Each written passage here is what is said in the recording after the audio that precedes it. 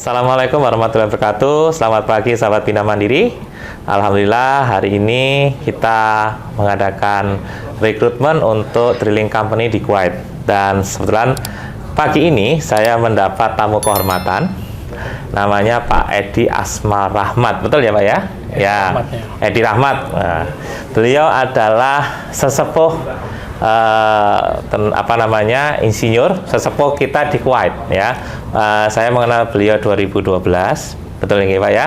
Dan sampai saat ini Pak Edi masih di Kuwait dan beliau dulu pernah menjadi ketua dari IATMI, Ikatan Tenaga Minyak Indonesia. Ikatan Ahli Teknik Ikatan Ahli Teknik Perminyakan Indonesia. Wah, chapter Kuwait. Chapter Kuwait. Berarti banyak chapter ya, Pak ya. Nah, kita mau ngobrol-ngobrol ya. Pak Edi ini sudah berapa tahun Pak di Kuwait? Sudah 13 tahun. Luar biasa, 13 tahun di Kuwait. Alhamdulillah. Pak, kita cerita dong, Pak Edi sekarang kerja di mana? Alhamdulillah saya kerja di perusahaan punya pemerintah di Kuwait, ya. Namanya KOC, Kuwait Oil Company. Ya, di situ kalau di Indonesia Pertaminanya, ya. Jadi saya datang 2010 sampai sekarang, alhamdulillah 13 tahun. 13 tahun di sana kerasan betah sama keluarga gitu di sana tinggal. Luar biasa. Sekarang jabatan terakhir masih sekarang bidangnya dulu di well surveillance ya. Well surveillance. Untuk well tubing sekarang di slick line. Slick line. Ya, untuk kontrak manajemen. Kontrak manajemen berarti office-nya ya Pak ya? Ya office-nya. Alhamdulillah. Nah, boleh dong cerita maaf ya Pak, Indonesia itu mungkin belum paham Kuwait. Taunya Qatar, Dubai. Nah, Kuwait kira-kira gimana sih Pak? Negara Kuwait sendiri bagaimana sih? Oke, baik. Secara umum negara Kuwait adalah salah satu negara di GCC di Timur Tengah yang memiliki produksi minyak yang besar juga, termasuk 5 besar di seluruh dunia gitu setelah Saudi Arabia. Dan lalu kehidupan di sana memang yang jarang terekspos di media, media sosial atau di Indonesia gitu, kita tidak banyak mengenal. Memang Kuwait secara negara dia tidak terlalu fokus ke pariwisata gitu. Jadi memang dia negara yang fokus untuk mengelola minyaknya untuk kebutuhan di negaranya sendiri. Dia tidak ada perusahaan-perusahaan asing yang bisa memiliki lapangan minyak di situ. Jadi memang Kuwait tidak banyak dikenal karena itu beda dengan negara tetangga seperti Qatar, Saudi gitu. Banyak perusahaan minyak, banyak tenaga profesional kita yang datang ke Qatar seperti itu. Ke Kuwait. Maksudnya ke Qatar. Karena memang perusahaan minyak banyak di situ seperti seperti Shell, BP, Exxon, Mobil. Kalau di Kuwait tidak ada. Tapi selain itu Kuwait tempat yang nyaman untuk kita tempati gitu dengan keluarga. Meskipun orang banyak yang mengenal, tapi setelah datang ke Kuwait mereka akan nyaman dan betah gitu. Teman-teman profesional di sana bahkan ada yang 20 tahun, 25 tahun gitu kan, yang kerja di bidang hospitality, di rumah sakit gitu. Kira-kira apa sih yang membuat nyaman di Kuwait? Ya semua relatif ya Pak ya, nyaman Indonesia, nyaman di Qatar. Kalau menurut Pak Edi sendiri nih, yang menurut Pak Edi yang membuat nyaman di Kuwait apa? Yang membuat nyaman di Kuwait karena yang pertama pekerjaan tidak terlalu berat seperti di Indonesia gitu. Jadi karena produksinya besar, jadi kita tidak terlalu dituntut harus begini oleh perusahaan. Beda kalau kita kerja di Indonesia yang memang kita terus mengejar target 1 juta barrel kan. Jadi segala macam teknologi memang kita harus dicari dan kita bisa kembangkan. Jadi kita benar-benar kerja tough. Di sana kita kerja agak slow, tidak seperti Indonesia. Sehingga kita bisa bawa keluarga dan waktu untuk keluarga banyak gitu. Waktu kita buat keluarga banyak, berangkat pagi, pulang sore, rutinitas seperti itu. Beda kalau di negara-negara seperti di Indonesia. Dulu saya pernah kerja di Indonesia gitu Pak, di Riau, di Chevron. Atau di Jakarta dulu di Faiko di Kalimantan. Itu memang kerjanya berat gitu. Jadi kita berangkat pagi, pulang sore, bahkan tengah malam karena memang kondisi di Jakarta seperti itu. Pressure-nya tinggi. Pressure tinggi. Ya, kalau di sana selain pressure minyak tinggi, pressure-nya itunya juga staffnya juga tinggi ya, Pak. Kalau di sana relatif lebih santai. Waktu buat keluarga banyak. Waktu buat keluarga banyak. Itu kan dari sisi pekerjaan. Kalau dari sisi negara sosial social life lah. Social life. Di Kuwait bagaimana? Mungkin Bapak kan juga pernah traveling ke negara lain ya. Kira-kira yang membuat Bapak lebih nyaman di Kuwait apa? Oke, baik. Yang buat nyaman di Kuwait social life karena kehidupannya kehidupan di negara Muslim kita tinggal bekerja dan kita untuk mencari makanan, mencari tempat beribadah mudah gitu. Kita cari makanan semuanya otomatis halal. Tempat ibadah banyak di berapa ratus meter dari tempat tinggal banyak masjid gitu kan. Anak-anak juga bisa sekolah di situ dengan baik. Gitu. Putra berapa, Pak? Putra 6. Alhamdulillah. Putranya 6 semua di Kuwait. Semua di Kuwait kecuali yang pertama sudah kuliah di Amerika. Oh, alhamdulillah. 6-6-nya disupport sama perusahaan atau gimana? Perusahaan hanya 4 disupport. Oh, hanya 4 support. Berarti yang disupport yang 2, 3, 4. Iya, 2, 3, 2, 3, 4, 5. 1 sama 6 enggak ada ya? Iya. Oke, ya lumayan lah 4 orang disupport ya. Kemudian kira-kira nih Pak, peluang kerja di Kuwait selain tentu minyak ya Pak ya. Minyak itu pasti ya. Dan kebutuhan besar apalagi sekarang blok minyak baru ditemukan kalau nggak salah ya. Dan itu akan diekspor kira-kira 2023 2025 kalau nggak salah. Untuk di offshore-nya. Di offshore-nya betul. Kalau saya ketemunya itu 2020 dan dia mau mengekspornya itu 2025-an kalau nggak salah. Betul. Selain dari minyak sendiri Pak, kira-kira peluang bekerja di Kuwait itu apa aja Pak? Yang pertama di bidang hospitality gitu kan. Di bidang apa namanya? Perhotelan di rumah sakit juga sekarang banyak tumbuh rumah sakit swasta gitu kan, restoran atau di spa gitu, seperti itu banyak sekali. Walaupun Kuwait tidak di pariwisata tapi kebutuhan itu banyak. Betul. Betul. Terus untuk living cost sendiri Pak? Living cost relatif lebih, maksudnya hampir sama lah dengan negara-negara tetangga gitu, seperti Saudi, Qatar. Jadi tidak terlalu besar juga dan tidak terlalu murah juga gitu. Dengan di Indonesia, kalau compare sama Indonesia mungkin lebih tinggi sedikit lah dari Indonesia. Lebih tinggi sedikit ya? Sedikit ya, tidak terlalu jauh. Tidak terlalu jauh, berarti it's okay lah ya. It's okay. Ya. Terus kemudian kira-kira kalau teman-teman nih mau ke Kuwait nih, apa sih yang harus dipersiapkan Pak? Kita ngomong jeleknya deh. Jeleknya kita harus siap apa nih kalau kita mau membangun karir di Kuwait? Betul. Kita siapkan adalah mental gitu ya. Mental. Karena mental itu akan berpengaruh pada kesiapan kita untuk bekerja terus-menerus di sana gitu. Karena di situ kita akan berhubungan dengan orang-orang dari bangsa-bangsa lain gitu kan. Jadi tidak hanya dari orang-orang Arab tapi dari orang-orang yang lain lah, India, Bangladesh, Pakistan, negara-negara tetangga Kuwait itu banyak sekali di situ. Jadi kita bersaing dengan mereka.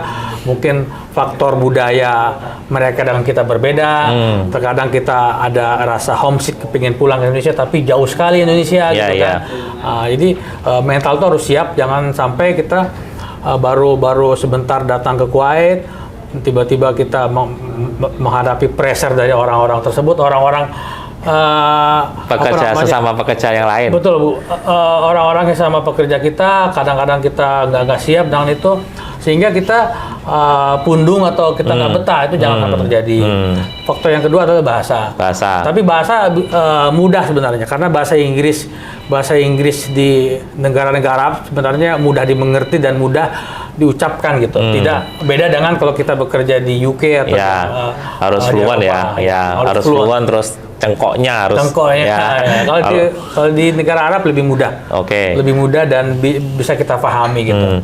Berarti yang utama harus siap mental dan siap bahasa. Wajib ya. Iya betul. Terus kemudian kalau weather sendiri, cuaca. Weather itu sangat ekstrim. Jadi di sana kalau panas sekali, kalau dingin sekali gitu. Tapi tidak ada salju. Gitu. Kalau panas tuh di atas 50 derajat. Ya ampun, 50 derajat. Makanya saya pulang ke sini saya lagi cuti. Karena panasnya nggak terlalu nemen ya. Terus Karena kalau di cuaca yang panas itu sekolah libur tuh Pak. Anak sekolah libur. Anak sekolah libur, jadi bisa 3 bulan lebih libur. Wih, luar biasa. Jadi Dan anak-anak senang. kerja juga dibatasi ya sama pemerintah sana ya, untuk health and safety ya. Iya, Ya. health and safety. Oke. Terus kalau dingin di bawah 10 derajat. Di bawah 10 derajat. 10 derajat. Waduh, lah tambah menggigil sekali ya. Wah, padahal saya kemarin ke Korea minus 10 aja luar biasa itu. Oh gitu Pak. Kemarin minus 3 nggak sampai minus 10 itu luar biasa dinginnya, katukannya luar biasa. Gitu. Sangat menusuk tulang. Nggak tahu kalau kan karena dekat sama laut ya di Korea ya. Iya. Kan kalau Kuwait ada lautnya juga ya. Ada lautnya juga. Angin juga besar. Angin juga besar. Debu gitu. Debu ya. Oke. Mungkin dari teman-teman ada pertanyaan? Ada pertanyaan untuk Pak Edi. Ini sesepuhnya di Kuwait. Bapak kerja di maintenance, di drilling nanti, insya Allah ya di onsite, di drilling rig-rignya. Kalau cuaca lagi ekstrim, apakah operation close ya? Nah, mungkin di stop ya. Dari Pak siapa namanya? Pak Heri. Nah, ini Pak Heri ini insya Allah ke Kuwait ya.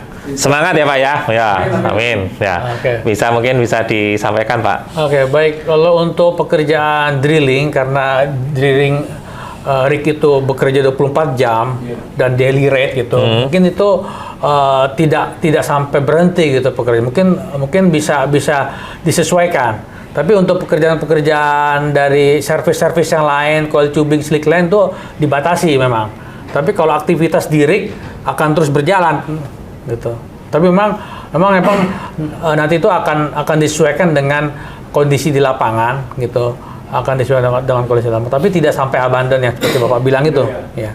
Tapi untuk pekerjaan lain seperti slick line datang ke lokasi rig atau coil tubing datang atau well testing, mereka akan melakukan job itu di sore hari sampai malam.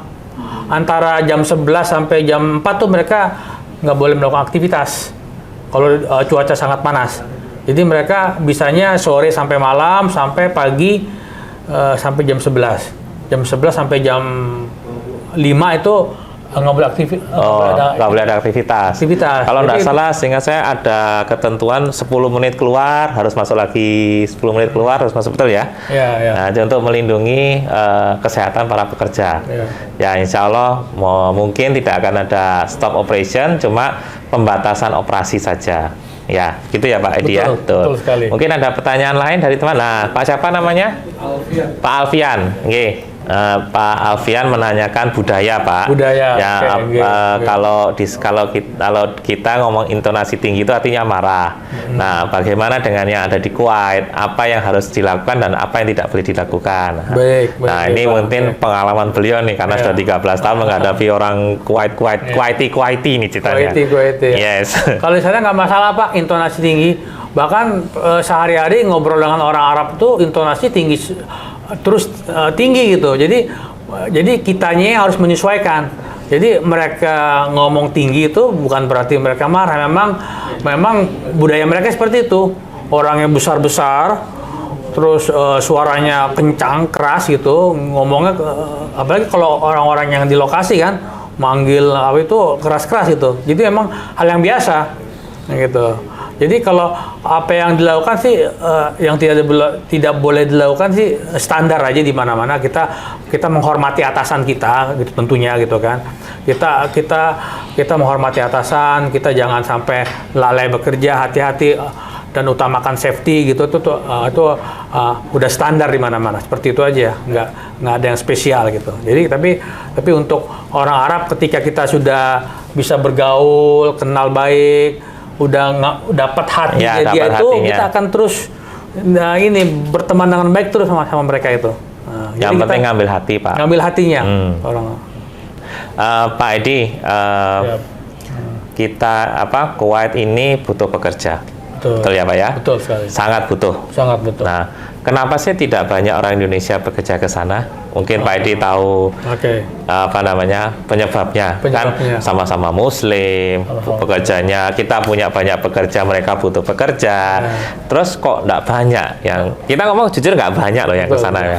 Ya, lebih banyak Filipina yang lebih jauh terbang ke Kuwaitnya. India oke lah, India Pakistan lebih dekat. Lebih dekat oke, tapi Filipina mendominasi dan lebih jauh. Nah, kalau Indonesia sendiri kira-kira kenapa, Pak? Oke, ini kalau bicara secara umum Pak, kalau secara umum memang orang-orang Filipina memang dari historinya mereka merantau deh tuh, merantau. Beda sama Indonesia, lebih senang tinggal sama keluarga di sini. Gitu. Istilahnya mangan nggak mangan sih penting kumpul. Iya itu. Jadi orang Filipina itu memang dari historinya merantau dia dulu dan faktor bahasa mereka itu lebih bagus dibanding orang kita. Mereka lebih menguasai bahasa Inggris lebih baik, sehingga mereka banyak sekali ke Kuwait bekerja di sektor hospitality, di apa namanya rumah sakit, di servis jasa gitu, banyak sekali kita karena bahasa mereka yang unggul dibanding kita. Kemudian yang kedua adalah orang-orang kita lebih banyak apa namanya orang kita banyak yang sudah berangkat akhirnya nggak betah kepingin pulang lagi. Jadi mereka masih ada ingin kumpul sama keluarga gitu kan. Ya makan nggak makan seperti kumpul tadi ya. Itu faktor itu. Yang ketiga terakhir mungkin benefit atau yang dia dapat di Kuwait mungkin mereka anggap masih kurang lebih aja lah gitu. Mungkin kalau dia kerja di Indonesia bisnis atau kayak gitu. Jadi seperti itu. Ya. Semua punya preferensi ya Pak ya. Semua punya preferensi. Mau bisnis juga belum tentu, mohon maaf, bisa sukses ya. Kalau orang pekerja kan mikir pekerja aja, nggak perlu mikir gaji karyawan ya. Kalau saya boleh tahu dari Bapak ini, kira-kira minimal salary-nya berapa sih di sana itu yang biasa mereka dapat orang Filipina? Minimal salary kita nggak ngomong orang minyak nih ya, orang minyak udah gede-gede nih orang minyak ya, apalagi roster 30-30 udah pulang pergi terus itu ceritanya. Nah ini saya mau tanya, rata-rata gaji minimal berapa sih Pak? Kalau di Kuwait ya minimal itu kalau bisa survive itu 150 gitu, 150 KD ya. 150 KD itu kurang lebih sekitar 6 jutaan ya, 6,5 jutaan lah. Betul. Karena 1 KD itu 40.000 sekian. 50. Oh 50 lagi, 7,5 berarti dong. 7,5 juta, oke 7,5 juta atau hampir 8 lah. Betul. Itu rata-rata minimalnya 150. Minimal gitu ya, untuk low skill gitu ya, low skill ya. Itu pasti dapat kamar. Ya. Disediakan tinggal betul. Oke. Terus kalau makan sendiri berapa? Karena kamar dikasih, berarti yang dia harus siapin kan makan. Makan rata-rata kita nggak usah ngomong mewah deh. Iya betul. Rata-rata makan berapa? Makan rata-rata itu mungkin kalau dia masak mungkin bisa reduce cost lagi. Kalau makan di luar mungkin satu KD udah bisa makan. Kenyang makan. 1 KD 1 kali makan. Berarti 3 KD 30 90 KD mahal dong. Karena betul. Betul mahal ya. Tapi kalau orang-orang yang seperti itu mereka karena dia tahu dia bagaimana dia harus saving, dia lebih banyak masak gitu. Kalau masak kira-kira habis berapa, Pak? Masak habis mungkin 1 bulan itu dia bisa expand untuk keperluan sehari-hari, grocery gitu. Mungkin sekitar 50. Berarti kita masih bisa saving 100 ya. 100 ya. 50 juta, 5 jutaan ya. Belum overtime. Masih ada overtime ya. Ada overtime. Overtime yang dicari. Oke. Kemudian apa namanya? Untuk saat ini itu kita tahu banyak negara ditutup, tidak boleh ke Kuwait, betul ya Pak ya? Ya betul. Negara mana aja? Termasuk Indonesia. Indonesia ya? Iya, jadi visa family belum buka Pak. Visa family. Oh iya. Visa turis. Visa kerja. Oh visa kerja bisa tuh. Ya. Negara lain kan ditutup. Filipina ditutup. Oh Filipina karena ada. Ya karena ada kasus kemarin. Terus. Hanya Filipina ya? Filipina aja. Berarti kan peluang buat Indonesia ya. Peluang buat Indonesia. Untuk bisa masuk penetrasi ke Kuwait. Betul. Karena tidak otomatis saingan kita berkurang 1 kan. Nah, berarti kesempatan ini buat sahabat Bina Mandiri. Kuwait butuh banyak pekerja. Untuk Filipina ya kita ngomong alhamdulillah ya untuk rezeki kita sedang ditutup karena ada kasus suap kalau nggak salah di KBRI-nya di kedutaan mereka di Manila di Kuwait kalau nggak salah akhirnya ditutup. tidak terima orang Filipina lagi. Jadi ini peluang besar untuk sahabat Bina Mandiri memasuki pasar kerja di Kuwait. Dan karena mungkin kita adalah opsi terbaik, jumlah penduduk besar, orangnya Muslim, dan tentunya orang Indonesia itu orangnya siap kerja semua. Terakhir nih Pak Edi, kalau mau ke Kuwait, saran buat sahabat Bina Mandiri yang ingin ke Kuwait apa? Oke. Saran-sarannya apa namanya supaya memotivasi sahabat Bina Mandiri untuk menangkap peluang di Kuwait. Oke, baik. Yang pertama tadi tuh mental ya. Kan mental kita harus pergi jauh dari keluarga gitu. Keluarga jauh dari keluarga. Yang kedua bahasa Inggris. Bahasa Inggris kita cukup ambil kursus yang 3 bulan conversation. Itu aja cukup. Jadi itu hanya apa namanya untuk membiasakan diri kita untuk berbicara sehari-hari. Nah, untuk masalah teknisnya nanti di sana juga bisa dilatih, mungkin di training di sana gitu sahabat-sahabat. Jadi kan kalau yang kerja yang di hospitality kan juga kan tapi tetap harus pengalaman kan Pak. Oh iya betul. Kalau untuk pengalaman mungkin tergantung perusahaannya. Ya, betul. Setahun 2 tahun yang berarti pengalaman, bahasa Inggris dan mentalnya kuat ya Pak. Betul. Ya. Mungkin itu, mungkin ada tambahan Pak Edi? Tambahan semoga sukses teman-teman sahabat Bina Mandiri. Banyak sekali peluang-peluang kerja di Kuwait. Tenaga profesional kita di Kuwait masih kurang sebenarnya dibanding Qatar atau di Saudi. Kita butuh banyak lagi datang ke Kuwait. Sehingga negara Kuwait bisa dikenal lagi sebagai negara yang bisa memiliki tenaga profesional yang bagus dan kerjanya bisa diandalkan di perusahaan-perusahaan di sana itu. Insya Allah, ya. Jadi sahabat Bina Mandiri, jangan khawatir yang mau kerja ke Kuwait ada Pak Edi, ya. Pak Edi dan teman-teman diaspora Indonesia siap membantu sahabat Bina Mandiri yang ingin bekerja ke Kuwait. Jangan khawatir, nanti nomornya kita boleh di-sharing kan? Boleh. Nomornya boleh di-sharing, Instagram boleh di-sharing. Nanti kalau sahabat Bina Mandiri ke Kuwait butuh bantuan apa-apa, teman-teman diaspora di Kuwait akan selalu siap sedia membantu sahabat Bina Mandiri supaya betah dan sukses terus karirnya di Kuwait. Nah, mungkin itu ngobrol-ngobrol kita dengan Pak Edi. Kita cari terus peluang untuk bekerja ke Kuwait. Kita terus penetrasi bekerja ke Kuwait karena mumpung ada peluang, jangan lewatkan peluang itu. Peluang itu tidak pernah datang 2 kali. Oke, terima kasih banyak Pak Edi. Sama-sama, terima kasih, Pak.